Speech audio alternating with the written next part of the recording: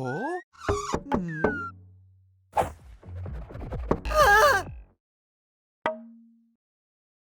L'histoire de la Banque du Canada commence bien avant sa création en 1935. Remontons au moment où les Européens arrivent en Amérique du Nord pour s'y établir. Le territoire, qu'on appelle aujourd'hui le Canada, devient alors une colonie française et plus tard une colonie anglaise. À cette époque, on pratique surtout le troc. Puis les colonies se développent et les gens commencent à utiliser de l'argent. Des livres françaises, des livres anglaises, des dollars espagnols, ça vient de partout et c'est tout un problème. Pour ajouter à la confusion, les autorités coloniales locales émettent des billets en papier. Même les compagnies émettent des jetons utilisés comme de l'argent. Au début des années 1800, les premières banques sont établies dans les colonies pour servir une population en plein essor. Elles aussi émettent leurs propres billets de banque. C'est la confusion totale. Puis, en 1867, les colonies s'unissent pour former le Dominion du Canada. Le nouveau gouvernement canadien obtient alors le pouvoir de réglementer la monnaie et les banques. C'est ainsi que les premiers billets et pièces du Dominion du Canada sont émis. Enfin un peu d'ordre dans ce fouillis. Mais le travail n'est pas terminé.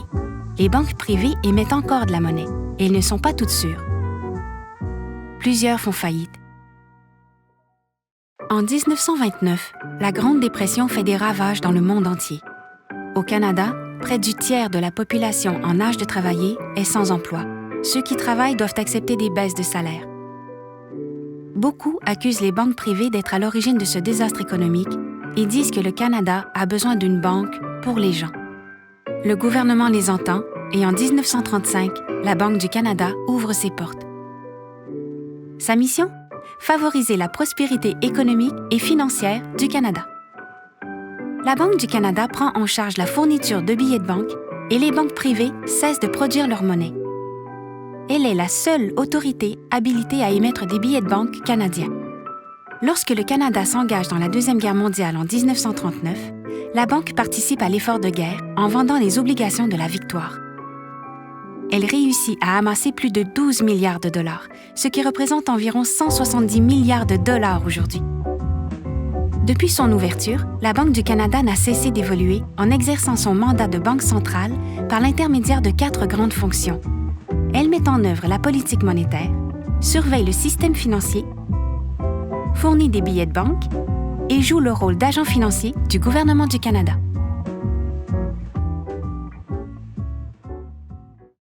Au fil des ans, la Banque du Canada a travaillé fort pour suivre l'évolution de ses domaines d'activité.